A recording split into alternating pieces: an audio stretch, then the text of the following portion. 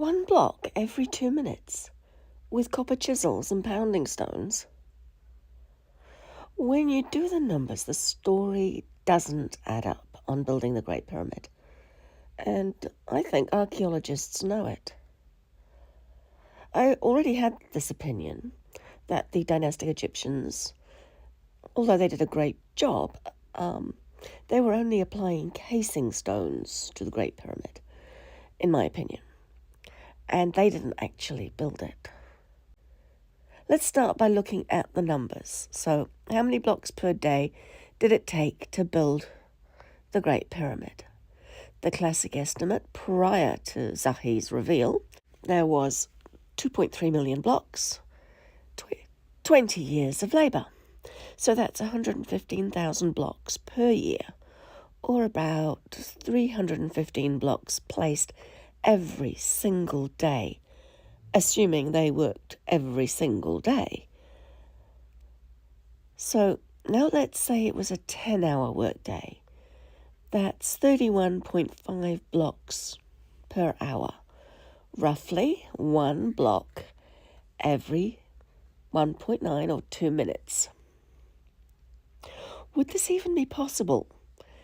Even if the blocks were already cut and ready to just slot in, and all they had to do was hoist them up and put them in place, would the number of people doing it even make a difference to making it more achievable? I don't think so. These numbers are clearly in the realm of fantasy. But let's have a look at these new numbers, see how believable they are.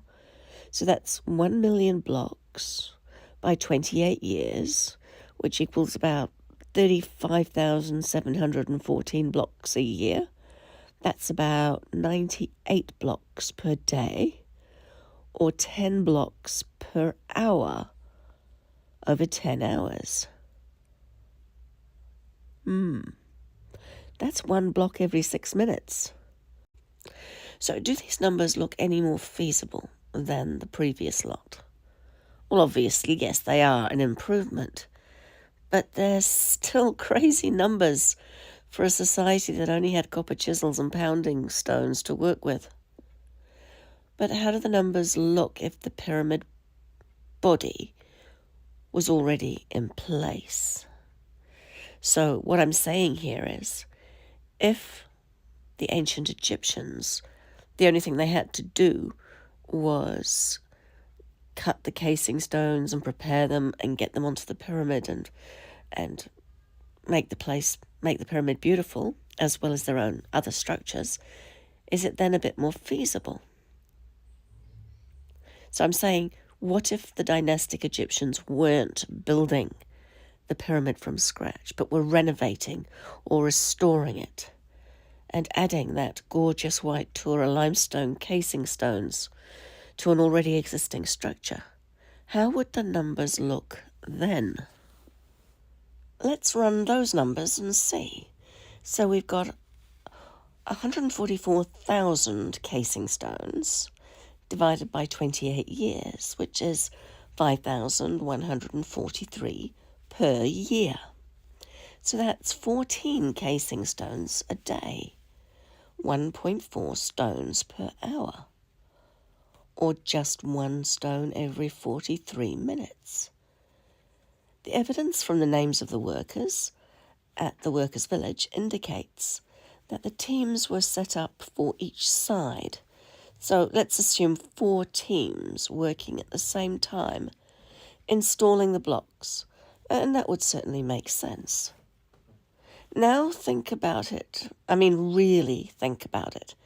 Imagine that every 43 minutes a gigantic limestone block was put in place, lifted, fitted almost perfectly, then polished to a mirror finish. Or maybe they polished it at the end, who knows. But does that still sound achievable? Even then it sounds like a bit of a stretch. But if they had the determination and maybe a tiny bit of residual technology, maybe it could be done. So yes, this is a lot more manageable, especially when you consider the following. First, they were fitting stones onto an existing framework, so they still needed to be dragged up those big ramps, and hence the ramp that Zahi Hawass claims to have discovered on one side would most certainly have been required. But how long must that ramp have been? And they still had to get the blocks prepared and dragged up the ramp. So then they would have to get it to whichever side it was required. Then it had to be fitted, and all this in less than 1 hour. Well done, I say. As for the temples and walkways and other structures, I reckon that they had access to other ruined buildings, which they could reuse, restore, or had access to the stone that remained in ruins, and they could use that for their buildings. And this concept even aligns with what we know about the dynastic Egyptians, who claimed that they did this on many occasions, i.e. they preserved and beautified existing structures. And most importantly, the Torah limestone. It's a fairly workable type of stone for the tools and technology that they had. So why does this scenario really hold water, in my opinion? Well, it fits the tools and skills available at the time and specified by the archaeologists. It lines up with historically documented workforce sizes, once again specified by archaeologists. The timeline still seems very demanding, but that relatively superhuman effort over a ridiculous time frame is at least improved, and now it just seems feasible, well, conceptually feasible. And most importantly, it reflects the archaeological evidence that actually exists. The evidence they have of the movement of casing stones, the evidence of workmen's villages and burials. All these are more consistent with the dynastic Egyptians restoring the pyramids, building new temples, restoring old buildings, and creating a location for which the gods would appreciate the wonderful restoration work done by Khufu. There is more evidence, so let's talk about evidence in detail. So archaeologists claim that the red paint with the names of workmen groups indicate that Khufu's men did it. But let's consider this. It really does look like graffiti. It's not consistently applied throughout the pyramid. If this painted name was an important part of the process, rather than just graffiti, then all the blocks would have had such a name, and moreover, they would show indications of the planning process. For example, a block ID like West Level 19, Row 5, Block 35. This really was just like a graffiti statement. We were here. As for the argument that the other pyramids have similarities in design and construction, well, that doesn't indicate anything to me other than that pretty much the same thing applied to them, that they were restored also, especially since other pyramids also lack decoration and, more importantly, dead bodies. It is obvious to me that there are pyramids which were from an earlier time and were restored, and other pyramids that were built from scratch by the dynastic Egyptians and were essentially a copy of the more ancient structures. But that would require a lot longer video for me to go through. The copper tools or construction equipment found at the site really is more consistent with working on casing stones. And there's not a vast quantity of damaged chisels in their rubbish areas either. But there's still more.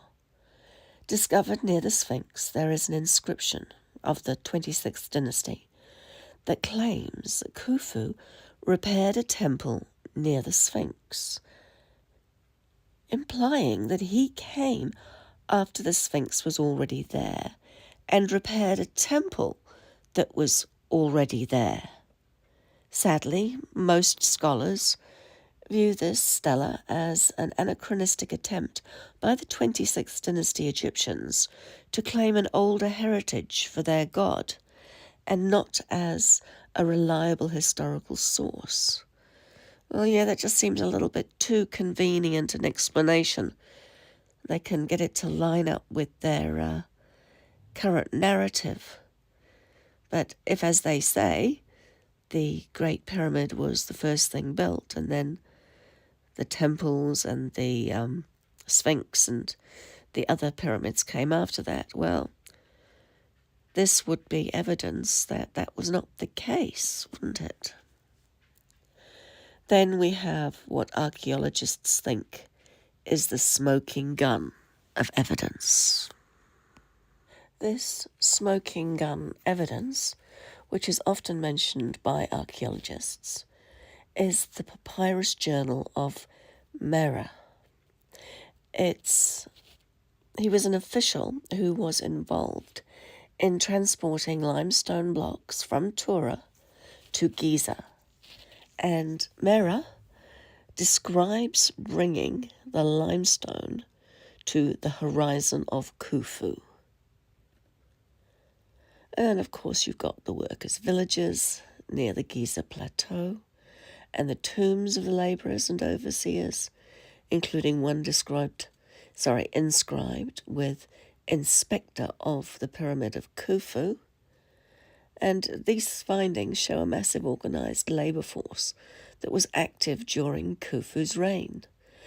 But this is perfect for the restoration of a pyramid and the construction of other structures as part of the work Khufu committed to in the name of his chosen god. And how about Khufu's other monuments? His statue, well, there's only one small ivory one that survives, and his mastaba tombs for his family are found near the pyramid. But that's not really evidence, is it? People want to be buried near this structure that was considered something left behind by the gods. Then there's the solar boat of Khufu that was put into a pit next to the pyramid. Once again, that's not evidence the pyramid was built. How about the mortar that dates to the reign of Khufu? Is that evidence of building the structure? Or is it evidence that they repaired the structure before they started putting the casing stones on? And I'm not even going to say too much about the archaeological belief that the Great Pyramid was purely a tomb for Khufu. That's a massive topic and probably warrants another video in its own right. But I will say this, that concept is largely based on later inscriptions and historical accounts, but not a single carved inscription exists within the Great Pyramid. And considering that other known tombs of the same era are highly decorated, that alone should have made Egyptologists wonder. In conclusion, much of what we know about the Great Pyramid's construction is, in my opinion, not evidence of anything but a massive restoration project. It is inference and extrapolation rather than direct archaeological evidence. The casing stones are indeed a specific connection and valid evidence to the dynastic Egyptians' work, but they represent repair and restoration rather than original construction. If Khufu and his workers believed that the ruined buildings that they found at Giza were the place of gods, then don't you think they would want to make that place beautiful again and gain the favour of the gods or God they identified with? Sounds like great motivation to me. So restoration, not creation. That's what I believe. And I don't think it's disrespectful or a downgrade. In my opinion, it's just finally giving them credit for what they actually did and acknowledging that there is much more to this story.